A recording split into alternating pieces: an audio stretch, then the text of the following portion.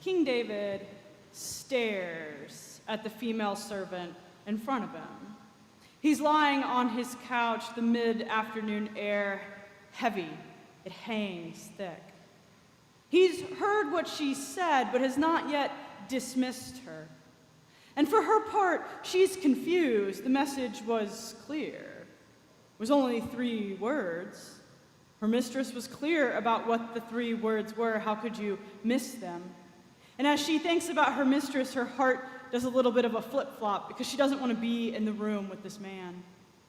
Because of the heat and her anxiety, she finally shuffles her feet a little bit, breaking whatever absorption had David, who flicks his wrist, and she leaves the room in a hurry, glad to be out of his presence. But David doesn't get up for a very long time.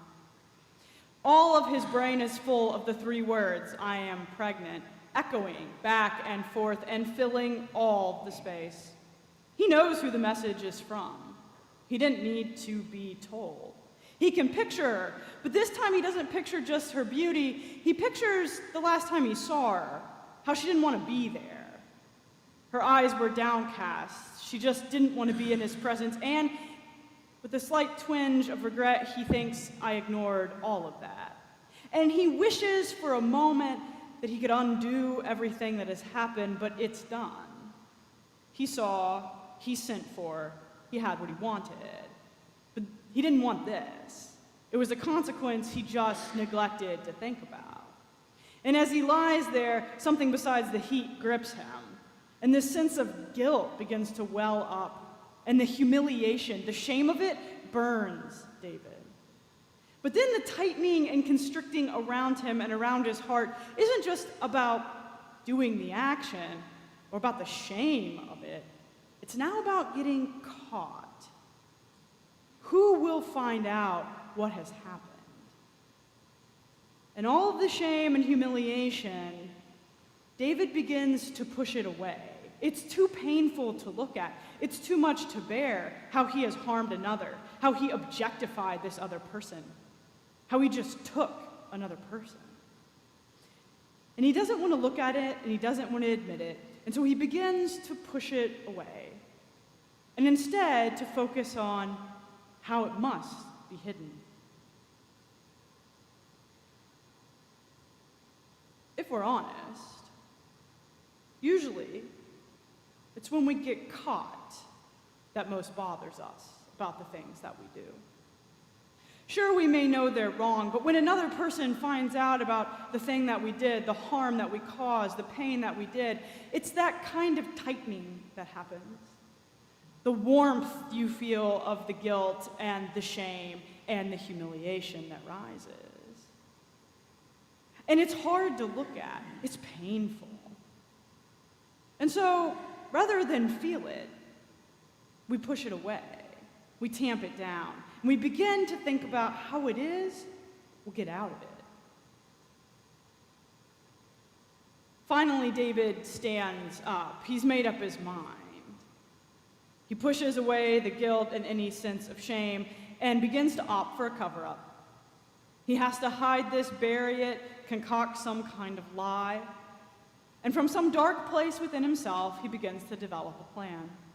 And just as he sent his military to the front, and just as he sent for Bathsheba, he now sends for Uriah, Bathsheba's wife.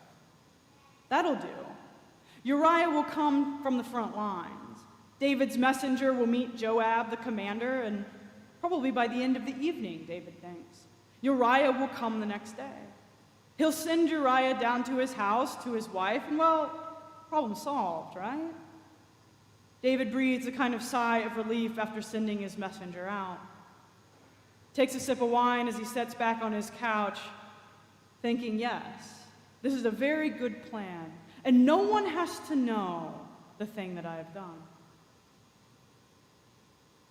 But now it's 2 days later, and David stands in the sun, watching the retreating backs of a knot of men, looking particularly at the center guy, a tall one, a man named Uriah. And David unconsciously wipes his hands, maybe trying to remove the spot of what he's inked onto a letter. that Uriah has, telling Joab the commander to put Uriah on the front lines so that he'll get killed. And Joab leaves carrying a letter sealing his own fate, trusting, unsuspicious. And David turns abruptly to go back into the shade of his house, and he's angry. But you know Uriah had it coming. How dare he defy David the king? He showed up, David told him to go down to his house, and Uriah didn't go. That's his choice. And plus, when David asked Uriah why he didn't like the look of Uriah. That man's honest face staring back at him, Uriah, a Hittite, a foreigner, more loyal to David's army, more loyal to God, more loyal to Israel.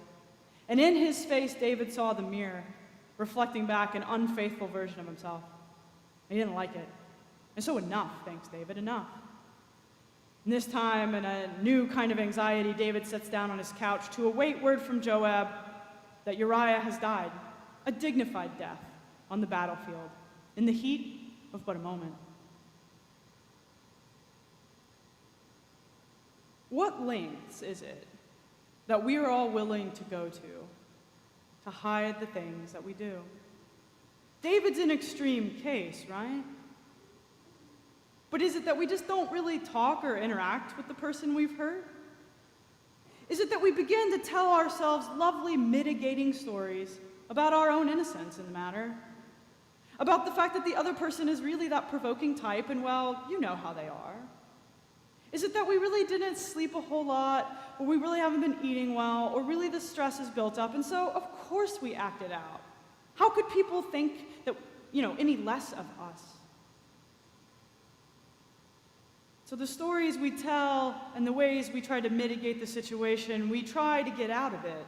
And we hope that everyone else will just let us get out of it, because really, most people conflict avoid. So maybe we can all just press on, act like it never happened. And eventually it becomes a pattern, and the patterns repeat. And pretty soon it's the fabric of who we are. And the harm that we do to others is just kind of unknown. And it is what we are, and it is what we do. And we walk through life that way.